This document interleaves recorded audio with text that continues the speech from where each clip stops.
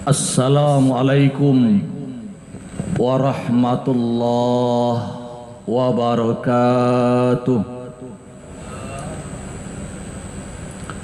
Innal hamdalillah nahmaduhu wa nasta'inuhu wa nastaghfiruh wa na'udzu billahi min syururi anfusina wa min sayyiati a'malina.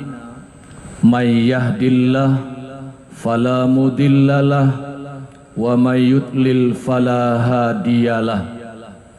Asyhadu an la ilaha illallah wa asyhadu anna Muhammadan abduhu wa rasuluh la nabiyya ba'dah. Allahumma salli ala Muhammad wa ala ali Muhammad. A'udzu billahi minasy syaithanir rajim. Bismillahirrahmanirrahim. Huwal ladzi ja'ala lakumul arda dhalulan famshu fi manakibiha wa kulu min rizqihi wa ilaihin nusyur.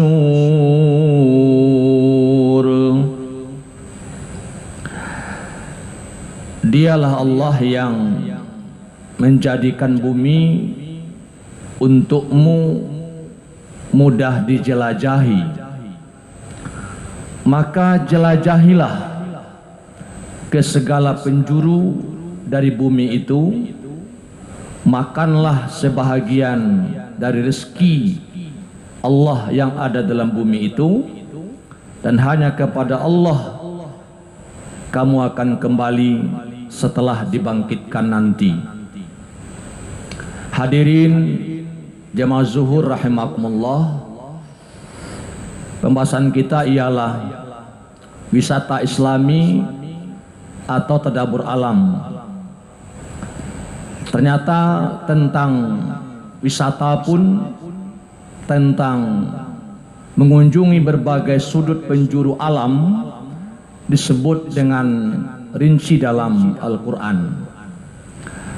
Maka bisa beberapa bentuk daripada kegiatan wisata manusia, kegiatan manusia di bumi ini dalam rangka menjelajahi alam semesta. Yang pertama, rangkaian ibadah, yaitu ibadah haji dan umrah. Itu di segala penjuru dunia orang datang ke Mekah. Bahkan masih ada jutaan manusia yang belum bisa mengunjungi kota Mekah dalam beribadah kepada Allah Subhanahu wa ta'ala. Tapi Allah menyuruh begitu agar kita melaksanakan ibadah kepada Allah sekaligus melihat apa yang ada di tempat ibadah itu, pusat peribadatan haji, yakni kota Mekah Al-Mukarramah. Yang kedua, bisa bentuk orang mengunjungi atau menjelajahi alam semesta ini, bumi ini, dalam bentuk menuntut ilmu, belajar. Karena memang Allah juga menyuruh, Iqra bismi rabbikal ladzi khalaq, khalaqal insana min alaq, kal akram alladzi 'allama bil qalam, 'allamal insana ma lam ya'lam. Allah menyuruh kita membaca dan menulis, karena memang Allah mengajarkan manusia dengan membaca dan menulis. Karena itu menuntut ilmu adalah perintah daripada Islam. Menuntut ilmu itu di berbagai tempat. Maka kita kenal orang bisa menuntut ilmu ke Timur Tengah, ke benua di luar Asia seperti Eropa, Australia, dan berbagai negara-negara lain yang ada di dunia. Tentunya dari pembelajaran tersebut akan ditemukan baik metode, kedalaman ilmu pengetahuan para ulama, para cendekia, sebagai guru, sebagai tempat belajar di daerah itu. Maka memang kita disuruh untuk mencari ilmu ke berbagai tempat, yang ilmu itu tidak hanya dalam pengertian ilmu ibadah-ibadah saja, tapi bahkan mencakup semua ilmu kebutuhan manusia untuk hidup di dunia dan untuk hidup di akhirat kelak. Yang ketiga, bisa bentuk wisata alam itu adalah dalam bentuk studi banding.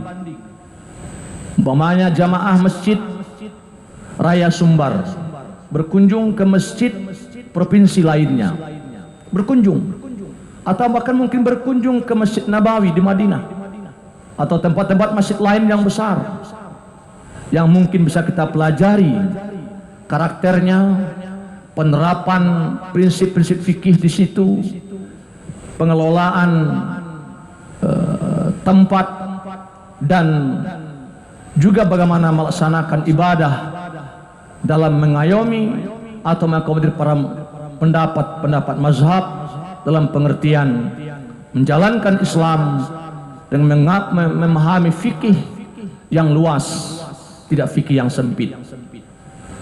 Karena mungkin dengan kita keluar studi banding akan kita temukan pelajaran-pelajaran penting yang ada di tempat lain tersebut. Yang keempat, bisa dengan bentuk penelitian ilmiah. Penelitian ilmiah itu Allah sebutkan dalam Al-Quran, afala yanzuruna ilal ibli kaifa khuliqat wa ilas samai kaifa rufi'at wa ilal jibali kaifa nusibat wa ilal ardi kaifa sutihat. Sebutkan empat macam yang utama di tengah-tengah kehidupan dunia kita ini. Pertama disebutkan unta, adalah kendaraan pertama yang kita kenal dalam dunia Islam. Rasulullah SAW menggunakan kendaraannya kemana-mana adalah unta. Kemudian setelah itu disebutkan langit. Bagaimana langit? Langit itu mengalami proses, ada siang dan malam. Orang sulit berjalan kalau tidak ada cahaya. Langit sebagai sumber cahaya, langit sebagai atap daripada bumi, tempat turunnya hujan, muncul cahaya matahari, dibutuhkan oleh orang yang berjalan di muka bumi. Wa ilal jibali kaifa nusibat, gunung-gunung ditancapkan dengan kokoh sebagai tiang-tiang penguat daripada bumi itu sendiri. Kalaulah gunung-gunung tidak ada, tentulah bumi akan kuat seperti yang kita rasakan pada hari ini. Yang keempat disebut bumi itu sendiri disebut dengan dihamparan. Semua kita merasakan seolah-olah bumi ini berbentuk datar, karena saking luasnya bumi ini. Kita tidak merasakan bumi ini adalah bulat, tapi kita merasakan bumi ini datar. Ketika kita berjalan kemanapun, kalau kita meyakini sebagai bulat, tentu seperti bola akan ketemu menurunnya. Tapi kita terus berjalan di muka bumi ini, hanya bumi ini adalah datar, terasa oleh kita, tapi sebenarnya bumi itu adalah bulat. Karena itu banyak unsur yang ada pada unta, banyak pelajaran yang ada pada langit, pada gunung, dan pada bumi. Semuanya bisa menjadi objek penelitian bagi manusia dalam rangka menjelajahi isi alam semesta, tentu dengan mengkaitkan dengan ayat-ayat kauniyah, dan ayat kauniyah Allah Subhanahu wa taala. Yang kelima, bisa bentuk orang berwisata atau berterabur alam itu ialah dalam bentuk merantau untuk bekerja. Orang Minang biasa merantau. Kehidupan di kampung tidak selalu baik dalam ekonomi, tapi orang berangkat ke rantau mengadu nasib, mencari pekerjaan, berusaha, berdagang, dan seterusnya. Sehingga kemajuan demi kemajuan dari rantau itu juga disampaikan kepada kampung, ranah kampung tercinta. Artinya apa? Dengan melihat negeri orang, mempelajari negeri kita, akan dapat kita membuat sebuah pelajaran yang berharga dalam hidup kita, baik dalam cara beradat, cara bermasyarakat, berkeluarga, berusaha, sifat-sifat, karakter, dan seterusnya. Sehingga orang dunia mengenal Karakter yang ada pada orang Minang adalah karakter dagang, karakter Islam, dan karakter sopan. Orang mengenal orang Minang adalah orang Islam, orang Minang adalah orang yang sopan, orang Minang adalah orang yang pandai dalam berdagang. Dia sopan karena mengedepankan agama dan menjalankan adat serta memahami prinsip-prinsip kemasyarakatan, sehingga terbentuk pada karakter dirinya suatu kebaikan, kepribadian yang dikenal begitu baik. Hadirin jamaah zuhur rahimakumullah, dan bisa yang keenam dalam bentuk wisata itu sendiri. Orang berjalan-jalan, berkeliling, traveling. Bisa orang traveling ke gunung, bisa mengelilingi laut, bisa mengelilingi sebuah negara. Bahkan ada orang yang berjalan kaki atau naik sepeda berangkat pergi haji ke Makkah itu. Dalam rangka apa dia? Mencari melihat alam semesta di tengah-tengah kehidupan kita ini. Kaum muslimin jamaah zuhur rahimakumullah, satu rumus diingatkan oleh Allah Subhanahu wa taala dalam Al-Qur'an. Kemanapun kita pergi, bentuk apapun yang kita tempuh, apakah ibadah, wisata, studi banding, penelitian, ataupun kita merantau, diingatkan oleh Allah Subhanahu wa taala, "Qul siru fil ardi summanzuru kaifa kana akibatul mukazzibin." Berjalanlah kamu di muka bumi, kemudian perhatikanlah bagaimana kesudahan orang-orang yang mendustakan Allah Subhanahu wa taala. Apapun kegiatan yang kita lakukan, dimanapun bumi kita injak, langit kita junjung, maka hukum Allah lah sebagai sendi pertama, sendi dasar dalam membentuk kepribadian. Hukum Allah lah sebagai bentuk dasar kita melaksanakan semua aktivitas, apakah itu perdagangan, studi banding, dan seterusnya. Jangan sampai salah kelola, karena dalam studi banding, dalam penelitian, dalam haji dan umrah, dalam wisata, itu ada mengelola uang.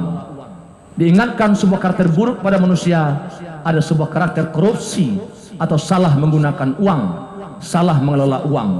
Allah ingatkan, berwisatalah, bertadaburlah, berjelajahlah di muka bumi ini, ambillah sebagian rezeki, tapi ingat, cara mengambilnya itu, cara menggunakannya itu dengan cara bersendikan kepada hukum Allah Subhanahu wa taala. Dan satu lagi pesan pentingnya ialah peliharalah bumi, karena bumi itu sumber kehidupan orang banyak. Dari bumi itulah semua orang akan hidup, sumber air, tanah, dan sebagai lainnya, tumbuhan, hewan, dan segala macam yang ada di dalamnya. Maka bagaimanapun cara kita mengambil rezeki dari bumi, hendaklah dengan cara yang benar, yang dibenarkan oleh prinsip hukum Allah, Al-Quran, dan Sunnah. Mudah-mudahan rezeki Allah yang terbentang dengan hamparan bumi, dengan gunung-gunung di tengah lautan dan seterusnya, akan menjadi rezeki yang berkah bagi kita semua. Kalau tidak bisa kita di sini, mungkin di kota lain, di provinsi lain, yang bisa memberikan rezeki dan keberkahan dalam hidup dan kehidupan kita. Amin ya rabbal alamin. Mohon banyak maaf. Wabillahi taufik wal hidayah. Wassalamualaikum warahmatullahi wabarakatuh.